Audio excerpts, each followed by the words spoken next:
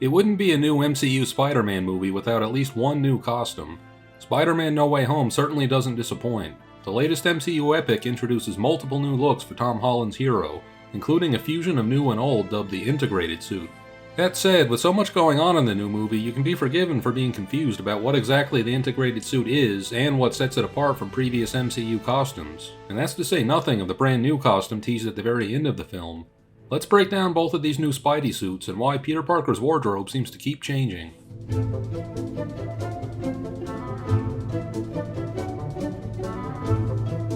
Holland's Peter Parker cycles through several looks over the course of No Way Home, beginning with the red and black costume introduced in the climax of Far From Home. Peter then switches to a unique black and gold costume that turns out to have a surprisingly unglamorous origin. After the Far From Home suit is defaced by an angry New Yorker with some green paint, Peter turns the suit inside out and reveals the complex circuitry hidden beneath the surface. He then augments that reverse costume with a magical gauntlet designed by Doctor Strange.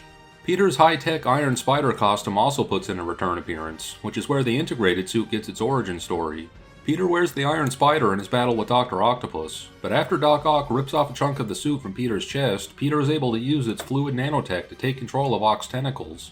Later in the film, after Ock has turned quote-unquote good, Peter reclaims the nanotech while wearing the freshly laundered Far From Home costume.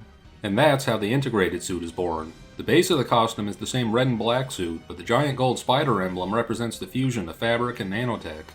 The integrated suit is ostensibly the best of all worlds, combining Peter's personal design with the best gadgets the late Tony Stark could cook up. The catch is that we learn during the course of the film that the suits can no longer communicate with Stark servers, so it stands to reason the suit was never able to live up to its full potential. Cue the movie's final costume change.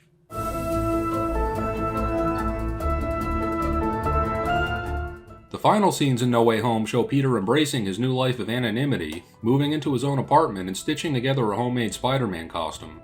Things move so quickly in the last moments of the film as Spidey is swinging through a snowy New York evening that we never get a proper look at the new suit. It plays more as a tease of things to come in future sequels, much like the Iron Spider cameo in Homecoming, or that infamous deleted scene from The Wolverine.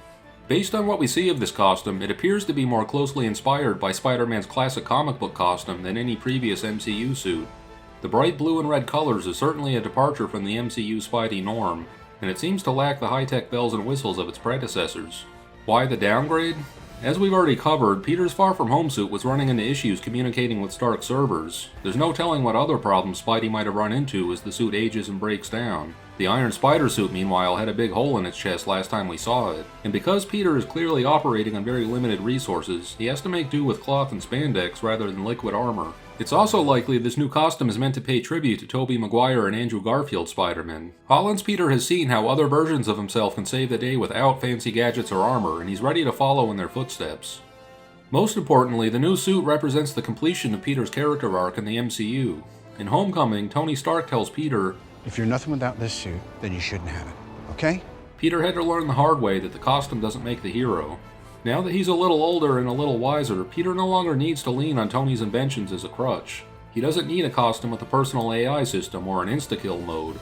He's ready to get back to basics as a friendly neighborhood Spider-Man. At least until the next time the Avengers come calling.